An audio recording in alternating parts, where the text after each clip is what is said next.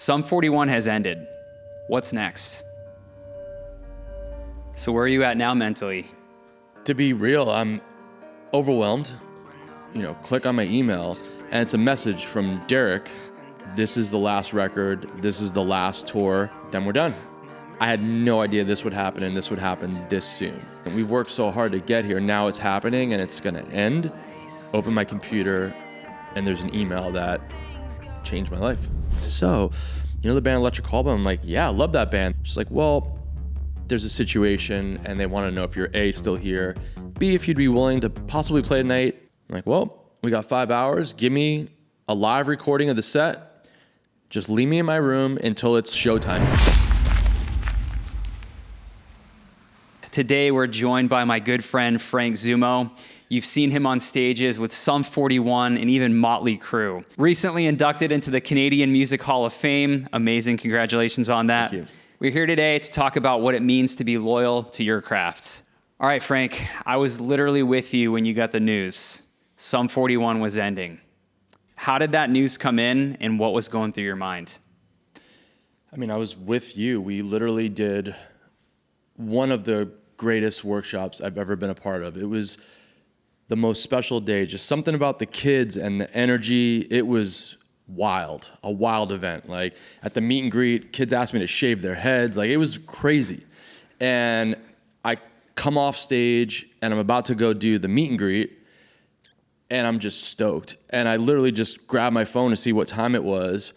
And the amount of texts and missed calls, and it was all from the dudes in Sum 41. And I'm just like, and everyone's asking me, did you see the email? Did you see the email? And I'm like, I just, click on my email and it's a message from Derek, our singer, that's like this long. And I just kind of skimmed over it like really quick because I had to go to the meet and greet. And just being on such an emotional place from the workshop, being in the moment, I read it quickly. And what I interpreted as was the band, like I was out of the band and we were all of the band. Derek was going to continue the band without us. And I was just like, I can't even deal with this right now. Go do the meet and greet, come back, sit down and read it and actually understand that Derek is telling us that this is the last record, this is the last tour, and then we're done.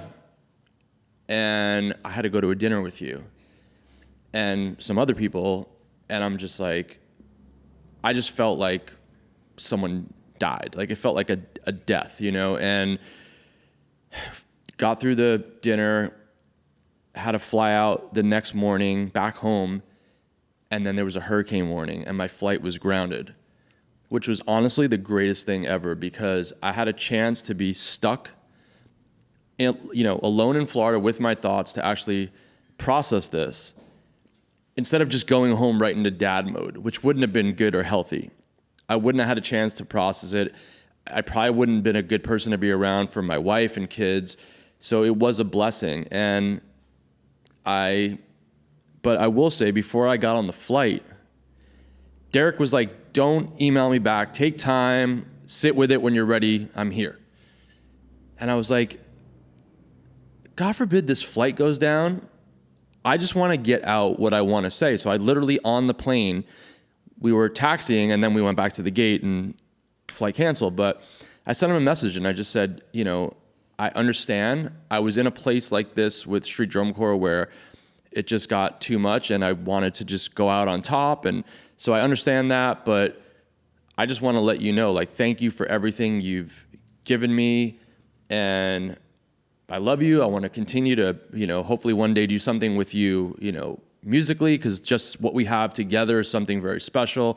And I just got it out there because I was like, God forbid something happens. I just want to say it. So he called me and we had the most amazing and long conversation that I went from feeling like a death had happened to being so stoked on life, being like, let's go.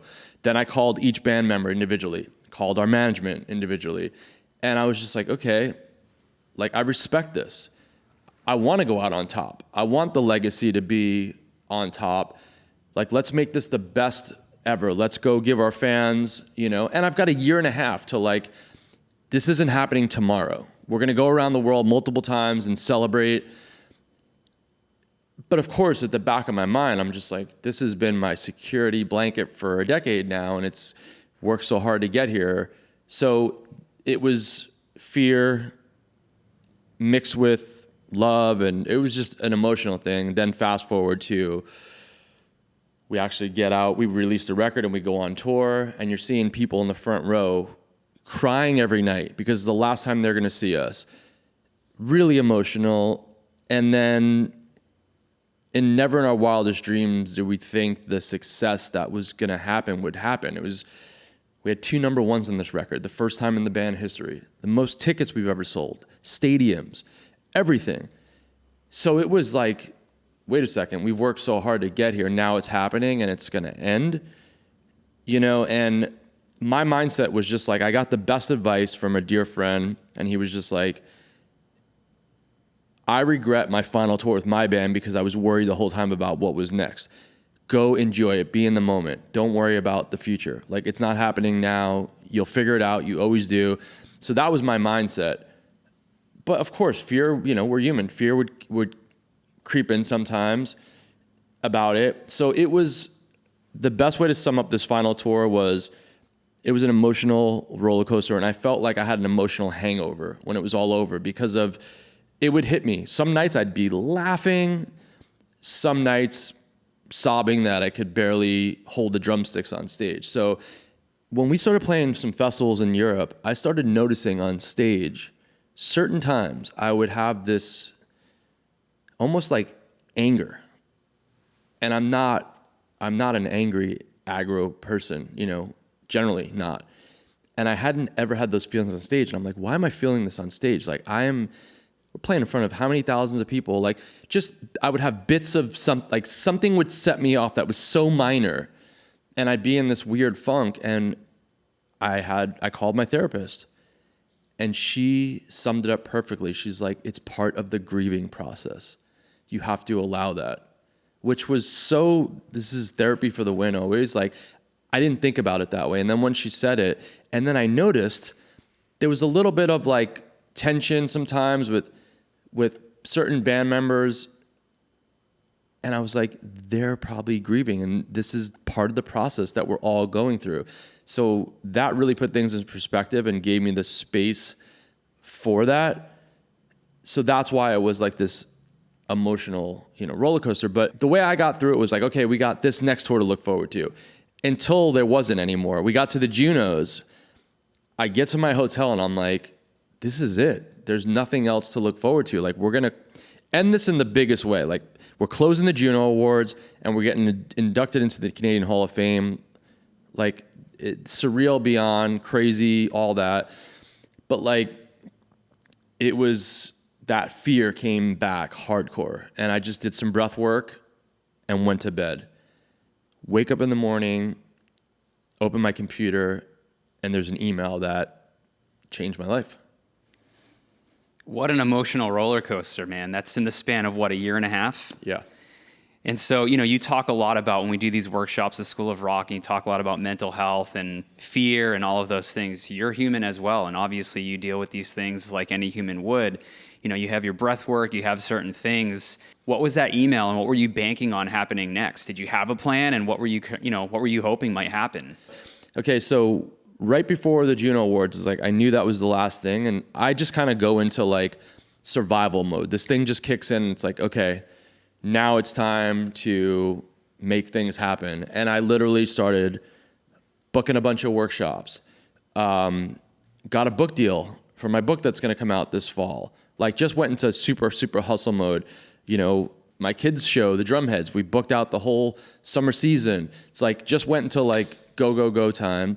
And I was like, I'm not done touring and being in bands. Like, everyone's, you know, was like, have a great retirement. I'm like, that there's no such thing as that. I will never retire. This is retirement. I get to play drums and travel the world. Like, greatest gig ever. Job, it's not even a job, you know? So, you know, I was just like, I'll do all this, and I'll wait for the right opportunity, because I'm not going to go, now that my brand and I've gotten to a point that I've worked so hard to get at, this is how it has to be now. And also, I can't leave my family anymore unless it actually makes sense. Or I want to be in a position where I can bring them a lot more. So I'm like, it's okay. If I've got to take a minute, I'd rather go away for a minute and then boom, come back and like, oh my God, he's in the biggest band now. Like, I'll allow that space. So get to the Junos, wake up, and have an email from Electric Callboy saying, would you like to join us on our summer festival run? And the backstory on that is, it came at a point where it was the end of the year. I was really exhausted from all the touring, had gotten all the way to Australia, and it was very far. I've traveled from France to Australia. We're headlining festivals. We're doing arena shows on our own. Get there, and day of the first show, our singer has pneumonia, and the tour's over. And the crazy thing was, I had to stay in Australia we were supposed to be there for 2 weeks. I had to stay there for a week because of the way travel and non-refundable things and all this stuff, which was really weird to be on tour but not performing. So again, I go into survival mode. I start booking workshops and DJ gigs and all this stuff. I'm here, I come all this way. I'm not going to sit in my hotel room and mope. I'm not going to the bar and drowning my sorrows in booze and, all this negative stuff. I'm going to just keep it positive. And the festivals because we canceled, we were headlining. Electric Callboy took our spot, headlining the festivals. Day of the first festival, their drummer had to go home. They were like, is Zummo still in the country? What do you want to play? We had a meeting. 5 hours later, I'm on stage playing their hour headlining set. I learned it all in those 5 hours. It went off. It reactivated something in me that I haven't had to do in a long time, to be put on the spot and deliver. Unreal, man. Pressure. How did you deal with, obviously, having 5 hours to learn a set that you're going to play in front of however many thousands of people? Walk me through it. Where were you at when management hit you up? What was going through your head? How did you prepare? And how do you deal with pressure? I've been in these situations a lot, but it had been like a decade. So I'm used to the whole fire drill. And I think it just comes from like my training of, I call it like boot camp when I was in cover bands, playing 3 hours a night, playing people's weddings. And, we got to a point where we wouldn't even rehearse. We would learn by ear. We'd listen to it on the car ride to the gig, play it that night like we had been playing it forever. So all of that teenage to early 20s of doing that really, I think, helped train me. And also, I was self-taught until I was like 7 or 8, just playing in my favorite records. So I think just all of that, like, they say put in the hours, put in the work, that really prepared me for the big leagues later in life. But I just get so stoked and I love the challenge that, I think it's fear too. And I've just, learned recently, like, to embrace fear and have fun with it. And it's scary, but I'm going to just take that emotion and roll with it. And, I don't know. It's just like, it's not something that I'm like so far and that I'm getting thrown into something that I'm out of my element or whatever. It's still in my element. It's all been rock or EDM music, and it's just adaptable. And as scary as it is, it's so fun and thrilling. And I live for this stuff. Like, I didn't realize how much I missed this feeling. And I literally text my wife, like, this just opened up something in me that's been closed for a long time, and I needed this. I needed to end the year this way, because it was a real bummer to go to Australia, not play with some. I would have come home for the holidays in a really bad place, and it put me in such a good place that it translates into my family life. I come home for the holidays, now I'm in such a better place than coming home like, oh God, this tour was canceled and I'm bummed out. And like, of course I would have gotten over it and it's the holidays, been there for my kids, but it just put me in such a better place because it's my passion, like you're talking about, and it fuels everything else.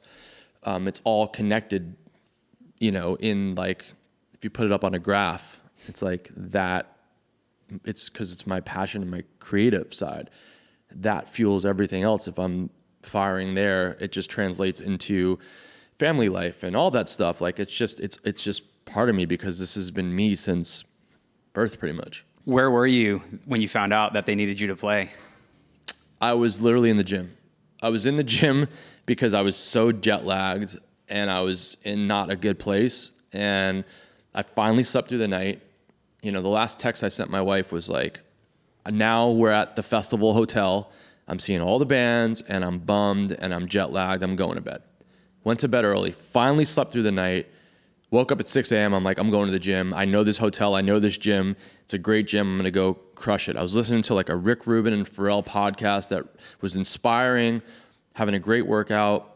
Get a text from our band assistant and she's like, hey, where are you? I'm like, I'm in the gym. She goes, I'm coming to you. I need to talk to you. And I was just like, what now? Like, we've already canceled the tour. Like, I can't handle any more bad. I'm finally in a good place here. And I'm literally on a yoga mat doing like finishing up my like ab workout or something. And she's sitting down next to me and she's like, so, the band Electric Callboy? I'm like, yeah, I love that band. I play their songs in my DJ sets. She's like, well, there's a situation and they want to know if you're A, still here, B, if you'd be willing to possibly play tonight, and C, if you'll go talk to them right now. And I was like, yeah, let's go. Literally went there with band, management, my team, and they were freaking out. They're like, we don't deserve to headline this festival in your guys' spot. So we're already freaking out about that. Now our drummer's going home. We're about to cancel. What do you think? I'm like, well, we got 5 hours. Give me a live recording of the set. Just leave me in my room until it's showtime. Get me to the venue as late as possible. My tech's still here. My assistant's still here. They'll go to the venue, dial in everything for me so I could just walk up on stage. The bummer is my drums were in the country, but they weren't on. They were literally getting palleted to go back to America because we canceled. So I didn't have my stuff. I'm playing on a different kit, an in-ear monitor mix that I've never heard before in my life, but I trusted my team and I didn't stress out about it. These are professionals. They've been working with me for years. They've got my back. So be it. Same thing in Motley Crue. When I was in the situation with Tommy, there was no sound check, no rehearsal. I sat behind the kit before we went on for a second, and the tech was like, you need any adjustments? Luckily, no, because Tommy's tall, but he sits really low and plays everything low, so we were good there. What was going through your head when you were walking up the stage before you were going to play that set? It was honestly really fun because like Electric Callboy. See, with Motley Crue, I was like, I've been waiting for this moment my whole life because I've been playing these records, fantasizing that I was like doing this. So I've been ready. It's like that movie Rockstar with Mark Wahlberg. He was ready, got up on stage, delivered. That was my movie. But still, I'm in the huddle and I'm fist bumping with my heroes. And during the show, Nikki Sixx would come over to me and be like, what do you got? That whole thing. And I'd, yell back. And I was literally through that show. I was yelling, crying, laughing. Things are blowing up around me. It was wild. It's Motley Crue. But with Electric Callboy, they go to the stage 30 minutes early. With Sum 41, we go 5 minutes early. And it's go, serious, fist bump, we're going to war kind of thing, battle, I should say. But with Electric Callboy, I'm 30 minutes? What do you guys do? Isn't that just nervous anxiety for 30 minutes? They're like, just come. So they've got their quick change rooms where they've got costume changes. So they're hanging out in there and they go, put in your in-ears. I put in my in-ears and there's a techno party blasting. And they all just get wild. And that's their pre-show. Techno music and all kinds of, everyone's got a secret handshake they do with each other with the crew. And it was like family, the entire crew, the entire band. And it was so fun. But me and my tech and my assistant, they're all speaking in German and everyone's getting crazy. And we're just like, what is going on? But this is awesome. So I went 30 minutes early every night and we got into the vibe. And it was cool to see a band that has so much fun. And as serious as it is, there's so much fun too, which was a nice change because, Sum 41, we're very serious, and it's very like, let's go, battle time, let's go, whatever. So it was a different, more of a fun, playful thing. So it was just really fun. So I think that helped alleviate a lot of and then just the crowd was so amazing. And they gave me an intro, and to hear a roar like that from the audience, because the audience was stoked that at least they had me to represent my band who canceled. That was really special. So I'm like, all right, the fans got my back, and it went amazing. And I got to do it 3 times. And the connection I had with these guys, and I'm like, man, I said to them, I'm like, I'm free after January. And I love your band. This is rad. I hope your drummer's well, and you can go on, but just know that.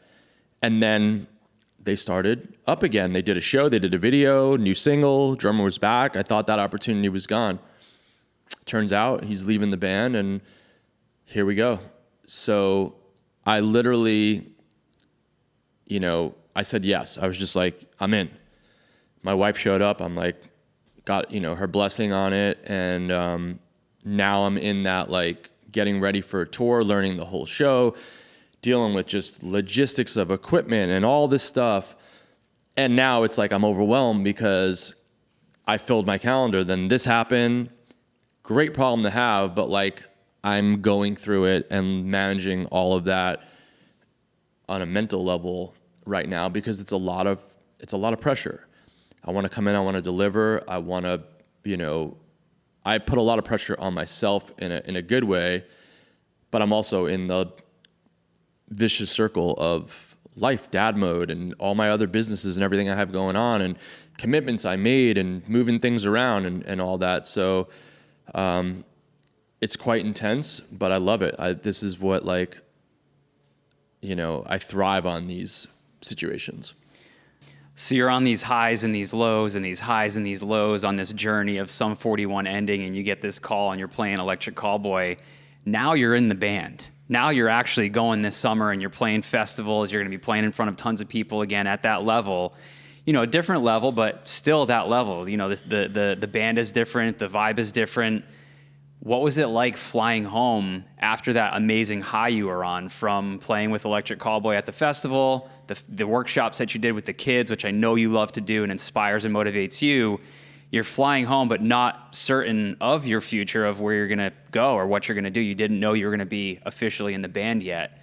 What was your thought process walking off stage and flying home? It was incredible, because it's exactly what I needed to put me back on the map, to show people, because I've just been the dude in Sum 41 for this many years. It just showed the industry, again, what I used to be known for, the guy that could deliver, step up, I've still got it. It gave me that confidence that things are going to be okay. I just did this.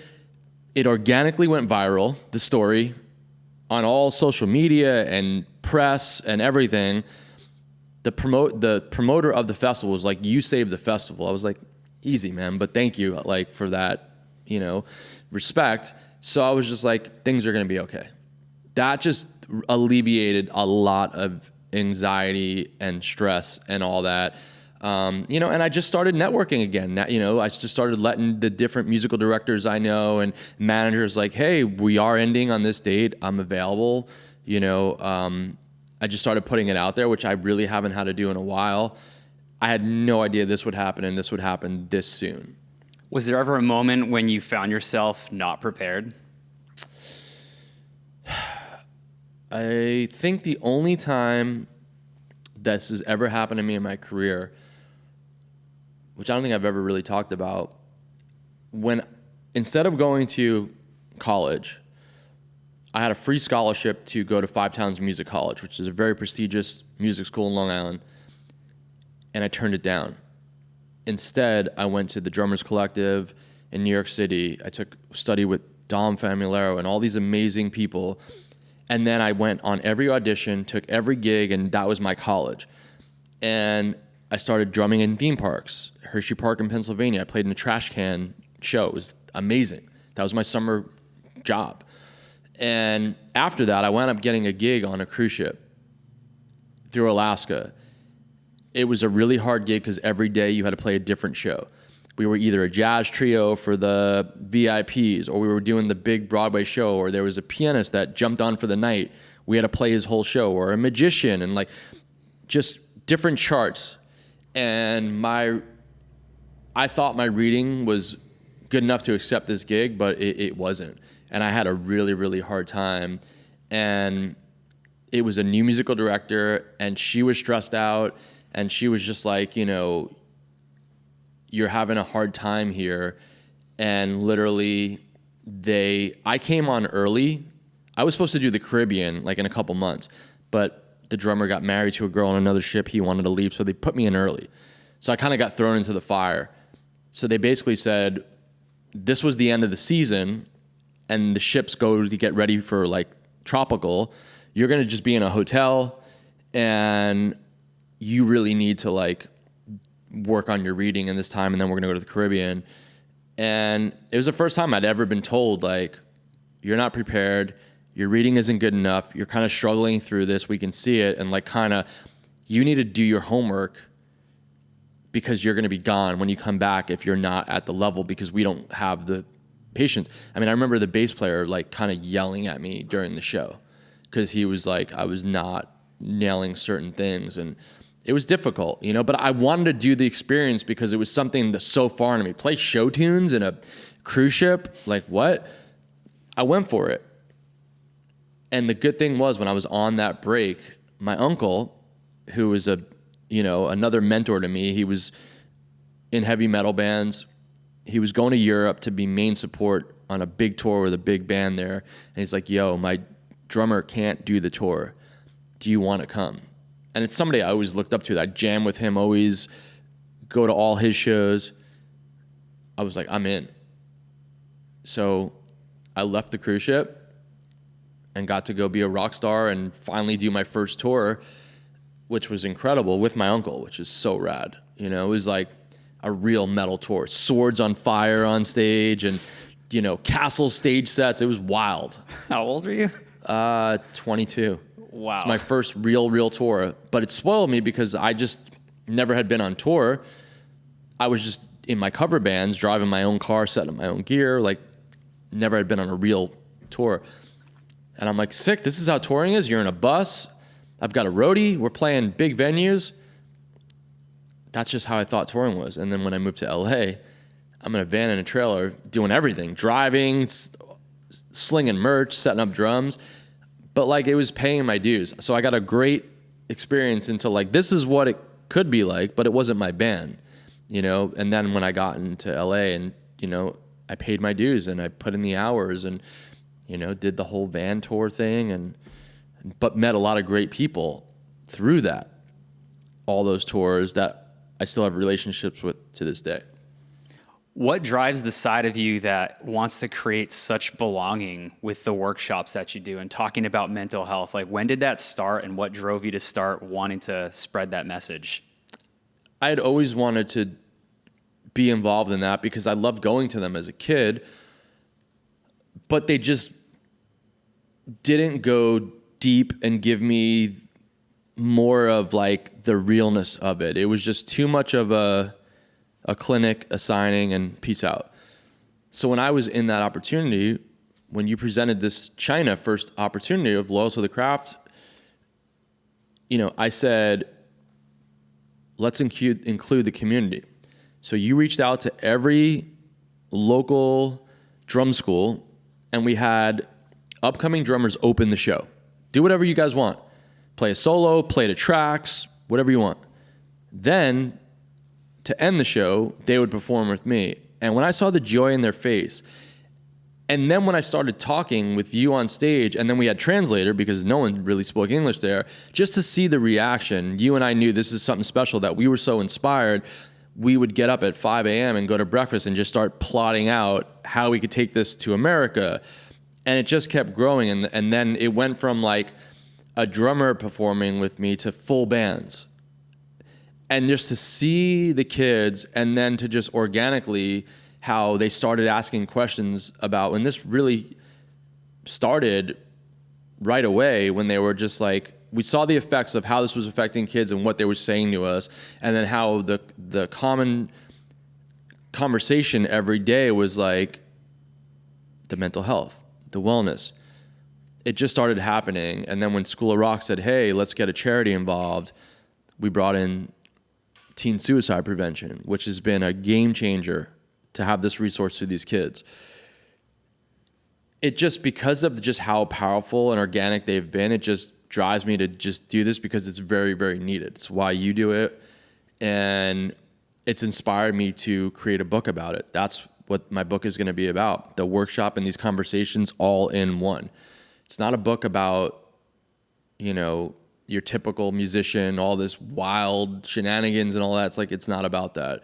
It's just about how I got these gigs, how I prepare, what I learned from these artists, the mental health, the wellness, deep diving on that, talking to people from my life that have had a big impact, from yourself to Laird Hamilton. It's because obviously I can only be at so many places. The world's a big place. I want to have something that, someone can listen to the audiobook or get a copy of and just read and have the same effect accessible because of just the work that's happening. And I'll take that. If I'm like the mental health wellness guy in this world, I'll take it, because for some reason, when we do these events, everyone feels comfortable talking to us about it. And it's so special. That's what I want to use my platform and just show kids, like, we all go through this. Let's talk about it. Now it's finally a household conversation. It wasn't. People were ashamed to talk about it. Now there's so many resources. There's so much help, and it's working. What does it mean to you to be loyal to your craft? And during moments of self-doubt or you're losing a creative steam, how do you get back to that? Literally, the term loyal to the craft was 5 years old when I made a pact at my first concert that I attended that I was going to do this. And I've been on that path because I knew I loved drums and I wanted to do this and I didn't want to do anything else. So it literally started at 5, and I'm still living that dream, and I'm on that plan. And that's what that's the messaging of this whole event with this upcoming generation of everybody that we're part of. But even to their parents, it's like, it's so deep and it means so much.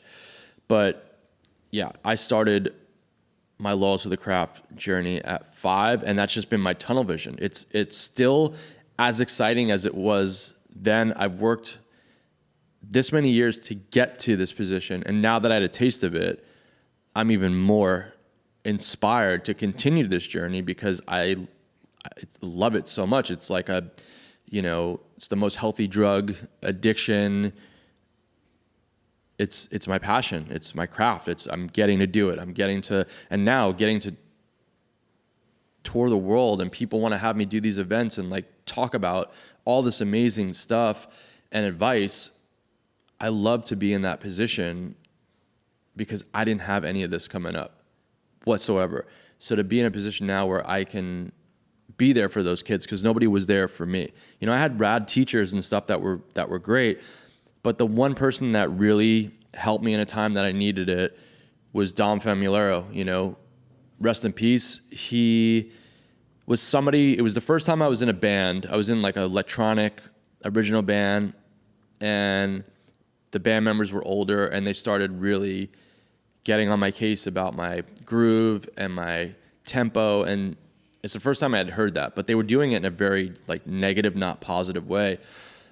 And same thing, instead of me being upset about it, I'm just like, I'm going to get after it. Okay. They're older. They, probably know what's up. So I go to Dom Famulero. I just tell him what's going on. He doesn't judge. He doesn't say anything. We immediately start working on my technique, because he's like, there's a couple things with your posture, I want to teach you the molar technique so you can hit these drums even more powerful and not hurt your hands. And we would just talk and talk. And he, I think, is somebody that, going back to somebody that really, he was a very inspirational, motivating guy. And his drum workshops, you left there feeling stoked. And he's somebody I knew my entire life, both from Long Island. And finally, he goes, after a bunch of lessons and a bunch of conversations, he goes, by the way, your band doesn't know what they're talking about. Your groove, your tempo is rock solid. Keep doing you, man. And that's all I needed to hear. And I was just like, it just set me on such a positive path. He was a very important person. So I think this goes back to some of the earlier, between my grandfather, who's a mentor, Dom Famularo. These are people that really had such a profound positive effect on me. And I feel like I'm playing that forward now with these kids. Talking about being prepared and things going wrong and bouncing back from it. Tell me about way back when, your journey from moving from New York to LA, all of the things that happened on the way there. Were you about to give up and say, screw it? Or were you dedicated to getting out to LA? And what was some of the things that were going on in your head in that journey so long ago? It was cool. Like, my cover band played the Dublin pub in Nassau County, Long Island, got off stage at close to 4 a.m., took my drums from the stage to my U-Haul trailer with my Nissan Sentra that was pulling it, and drove. I had like 3 or 4 days to get there because the band I was joining, we were showcasing. We had to just showcase. The record was done. The team was there. We just had to prove that we could play live, and the rest is history. Famous last words. So, I'm in Texas now, which, it takes the whole day to drive through Texas. And I fill my car up with gas, and they had their pumps backwards. So I put diesel in my car, blew the head gasket. I called my best friend who's a mechanic, and I told him my car is smoking, it's making this noise. He's like, buddy, you blew the head gasket. I'm like, okay, I'm in the middle of nowhere. Default mechanism mode, how do we fix this? Kick, goes in. I see there's a gas station with a U-Haul truck. I go there, unload my trailer into the box truck, and get a tow trailer to tow my car. I literally had to go to the gig because of all of this delay and everything. I show up, Hollywood, trying to park a car. I've got a box truck and a car I'm towing. Do the gig. All the money I saved is gone because I had to replace my car, the head gasket and everything. So now I'm broke. The band starts doing showcases. After the showcases, the label, it was a female singer. It was her project. It was her name. After the showcases, all the A&R guys are coming to me and telling me how great I am. And I'm like, this is awesome. But wait a second, I'm just the drummer. They should be. So then I knew, sure enough, nothing happened with the band. And it's like, okay, I got to work. Went to Pro Drum. They weren't hiring at that time. So I started washing cars. I met this dude I knew. He washed cars for all the celebrities that, it's Hollywood. They don't go to the car wash. Somebody comes to their house and washes. So that's what we did. I washed dude from Devo, Mark's car in front of his house. And as almost like degrading, it was inspiring because I'm like, I want a house up here. I want somebody coming to wash my car, even though I would never do that. That's lame. But whatever. I made good money washing cars, I was down to get dirty, literally, to pay my bills. And my whole goal was just like, I'm not going back to New York like all my other friends that just came back and got right back in the cover bands, and they were these jaded, pissed off musicians. Like, I'm not going to become that. Or they'd go there and get a record deal and get dropped, come right back home, and they're miserable.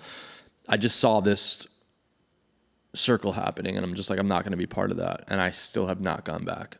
That was like, my family totally supported me through the whole process, even as hard as it is now, me living there and the distance from my mom and my sister and them not seeing my mom seeing her grandkids, every day like she'd want to.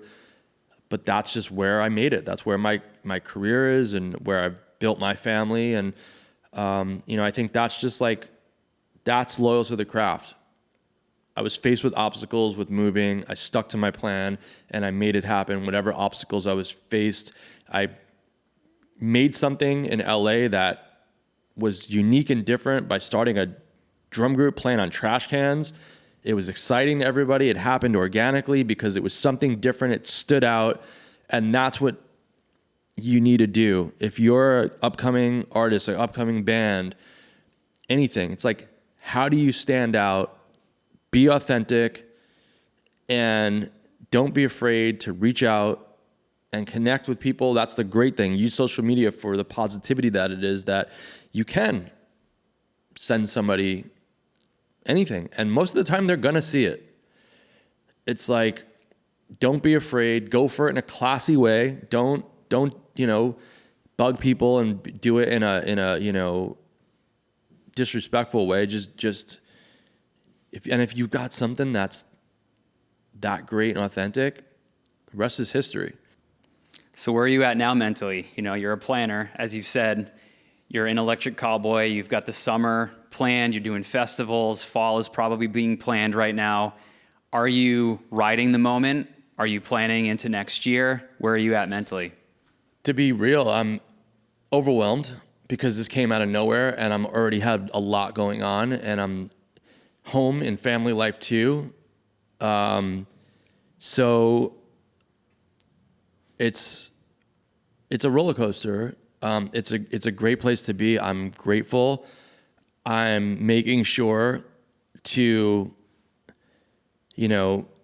have some me time. Like I get up, I work out, I work on the set, and then I make sure I have time to just be alone and go in my sauna and my ice bath and just be with my thoughts, be grateful, reflect. My wife has been so strong and supportive, which has been so helpful. I'm in a good place. I just basically got to get through because I'm putting such pressure on myself to deliver with making sure every part is right. And I'm learning a bunch of new songs and, it's an hour and a half set that I'm learning.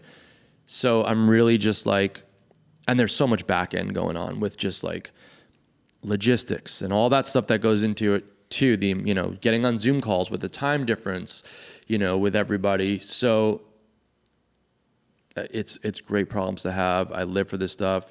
I'm going to get out to Germany in a week. We're going to start rehearsals. It's going to be great. And then this rocket ship blasts off. And, I'm also just like going to start now that, if all goes well and this is what I'm doing, I'm going to really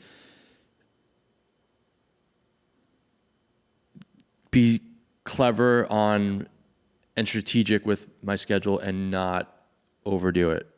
Just going to really, what's important with family at the main thing, of course, always.